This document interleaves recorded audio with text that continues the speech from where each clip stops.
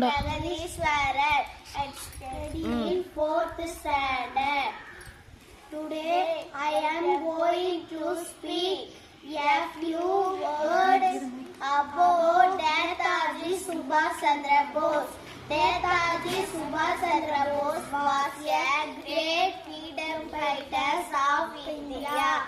He was born on 23 January 1897.